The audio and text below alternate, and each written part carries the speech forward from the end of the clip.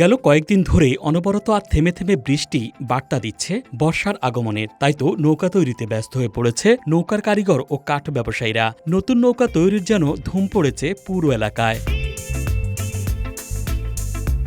বর্ষায় নিম্নাঞ্চলের বাসিন্দাদের যোগাযোগের একমাত্র মাধ্যম হচ্ছে নৌকা। চারদিকে বর্ষায় যখন রাস্তাঘাট তলিয়ে যায় তখন চলাচলে নৌকাই তাদের একমাত্র ভরসা।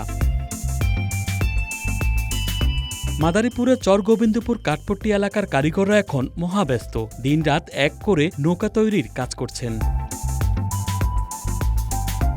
কালকিনি ও ডাসার উপজেলার শশীকর নবগ্রাম, খাসেরহাট, মোল্লারহাট, লক্ষ্মীপুর, কুলচরি, পিরারবাড়ি ও সিডিখান বর্ষার মৌসুমে সবার আগে প্লাবিত হয় এসব এলাকা। এছাড়াও শিবচরের বিভিন্ন এলাকা নদী তীরবর্তী হওয়ায় পদ্মা থেকে আসা পানি এসব অঞ্চলকেও আংশিক প্লাবিত করে।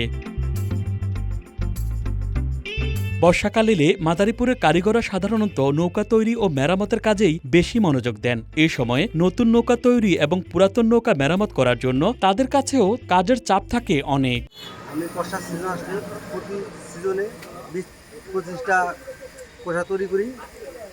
আমরা শ্রমিক 3-4জন কাজ করি। 3জন প্রতিদিন আমরা একটা করে নৌকা ডেলিভারি দিতে পারি। 30-40 বছর ধরে নৌকা বানায়, নৌকা বেচা কিনা হয়। দেড় হইতে 2000 নৌকা বেচা কিনা হয় বর্ষাকালে। দূর দূরান্ত লোক আহে, ফরিদপুর, এবার মাদারপুর, সৈদাতপুর, সব জায়গার তো এখানে নৌকা কিনে নেয়।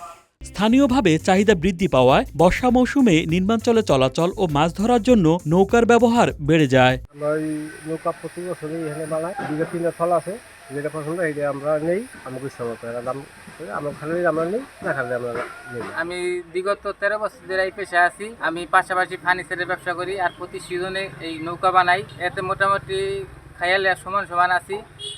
একটু ভালো থাকতাম যদি এই জিনিসপত্রের দাম একটু কম থাকতো। আগের থেকে মিস্ত্রির মজুরি একটু বেশি। যদিও শুধু বর্ষা মৌসুমকে ঘিরেই নৌকার চাহিদা বেশি থাকে, তবুও এই শিল্পকে টিকিয়ে রাখতে সরকারিভাবে উদ্যোগ চান সংশ্লিষ্টরা।